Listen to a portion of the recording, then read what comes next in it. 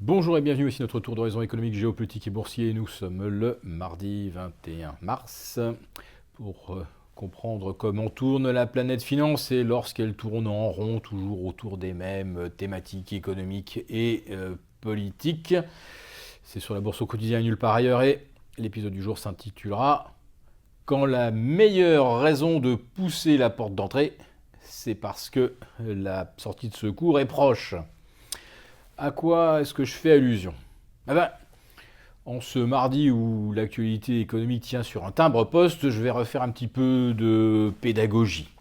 Alors, on va commencer d'abord par le constat qu'il ne s'est échangé hier, lundi 20 mars, que 1,8 milliard à la clôture sur le CAC 40 et 2,2 milliards à 17h35 après le fixing. Bon, vous nous direz, le lundi, généralement, il ne se passe pas grand-chose et ce n'est pas les journées les plus dynamiques.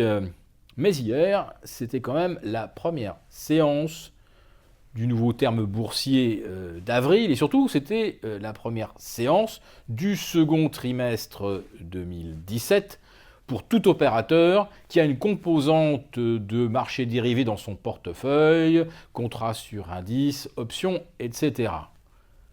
Alors, bon, déjà vendredi, la journée des 4 sorcières n'avait pas été particulièrement active. Même beaucoup moins active que les éditions précédentes, notamment décembre. Mais enfin, de là à avoir le volume divisé par plus de 2 du vendredi au lundi, avouez quand même qu'il y a de quoi se poser quelques questions. Eh bien, cette question des volumes, les très grosses mains, les gros portefeuilles, se la pose en permanence.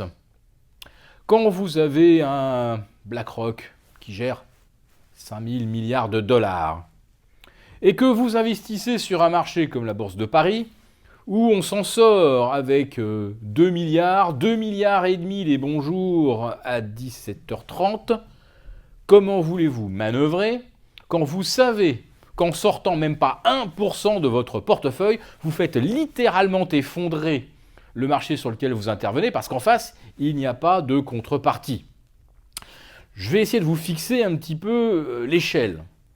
Depuis que Donald Trump a été élu, les actions américaines ont vu leur valorisation globale augmenter de plus de 3 000 milliards de dollars. Je vous rappelle que le PIB de la France, c'est l'équivalent de 2 400 milliards de dollars. Donc vous avez 3 000 milliards de valeur boursière ajoutée et sur lesquels les gérants s'imaginent qu'un jour, ils pourraient prendre des bénéfices. Je parle des gérants, les family office, les hedge funds, tout le monde. Tout le monde s'imagine que ces 3 000 milliards, on pourrait les matérialiser en prenant des bénéfices à Wall Street. Comment voulez-vous que des gérants ou des investisseurs puissent matérialiser 3 000 milliards de plus-value à Wall Street? Quand regardez les volumes quotidiens, alors c'est pas Paris avec ses misérables 2 milliards, mais bon, on est autour de 20 milliards. 3 000 milliards par rapport à 20 milliards. Vous comprenez bien qu'il y a un problème si on pense effectivement qu'on va pouvoir matérialiser les 3 000 milliards de gains depuis l'élection de Donald Trump. Mais si vous voulez matérialiser les 7 ou 8% gagnés par le CAC 40 depuis également le 9 novembre dernier, le CAC 40 a donc pris en valorisation quelque chose peut-être comme 200 milliards d'euros. Comment voulez-vous sortir d'un marché où on a entre 2 et 2,5 milliards d'échanges par jour? C'est totalement impossible. Donc, pour un gérant international, un marché comme le CAC 40, on n'y va pas, ou alors on va rester sur des valeurs dont la capitalisation est au-delà de 50 milliards. Alors bon, on va se retrouver sur L'Oréal, sur LVMH, sur Total, Sanofi, mais on ne va pas pouvoir faire beaucoup de fantaisie avec des valeurs de rang secondaire. Et à Wall Street, c'est un petit peu la même chose. Tout le monde sait bien qu'on ne pourra pas sortir 3 000 milliards, extraire 3 000 milliards de valorisation boursière, et encore moins les 15 000 milliards de valorisation additionnelle depuis 2011. Alors, je ne parle même pas depuis 2009, parce que bon, là, c'était un creux historique, et on va dire qu'on va faire une petite moyenne, mais enfin, grosso modo, il y a tellement de plus-value à extérioriser et il n'y a tellement pas d'acheteurs potentiels en face qu'on ne peut pas sortir. Et c'est pourquoi vous voyez également les gérants américains se concentrer sur les GAFA, c'est-à-dire Google, Apple, qui a d'ailleurs battu un nouveau record historique absolu hier à 141,40 $ pour une capitalisation de 736 milliards de dollars, donc le tiers du PIB de la France, ça vous fixe un petit peu les choses, ou la moitié de la capitalisation du CAC 40. Vous avez naturellement Facebook et vous avez Amazon. Et là, chaque jour, sur ces titres-là, ils s'échangent plus de 2 milliards de dollars. Enfin, ils s'échangent sur Apple en moyenne 3 fois ce qu'on a échangé dans toute une séance à Paris.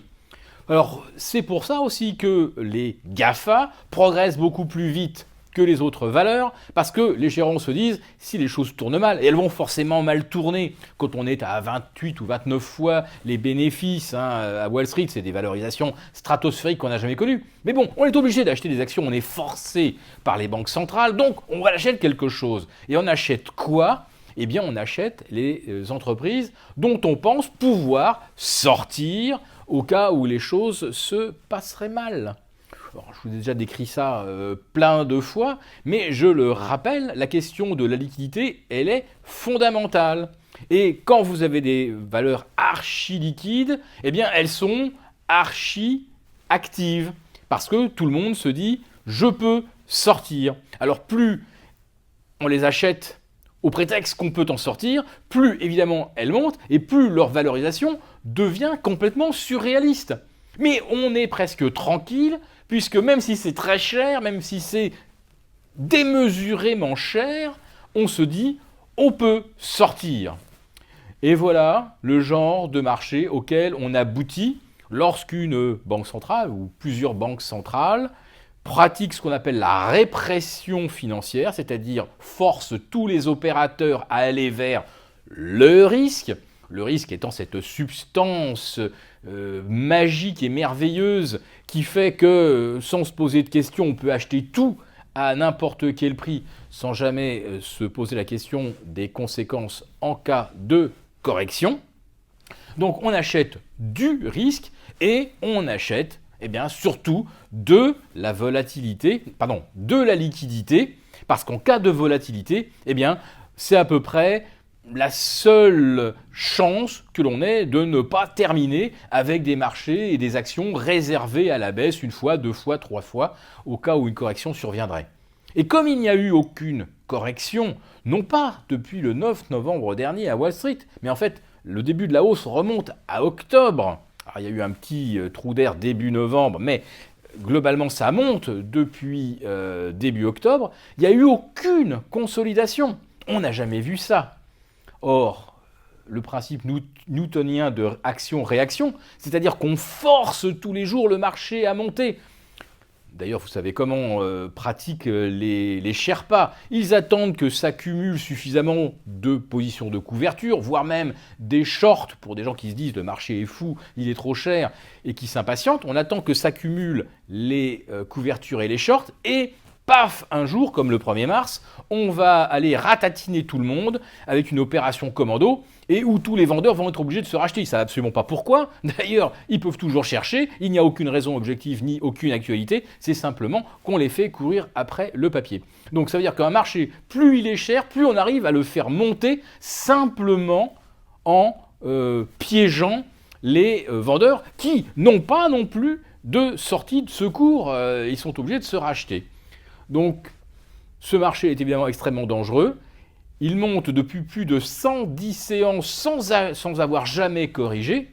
Lorsqu'une correction va s'enclencher, il faut imaginer que cette correction pourrait être due non-stop et avec surtout des sorties de secours complètement engorgées vers lesquelles tout le monde va se précipiter en pensant au départ que ces portes étaient à double battant.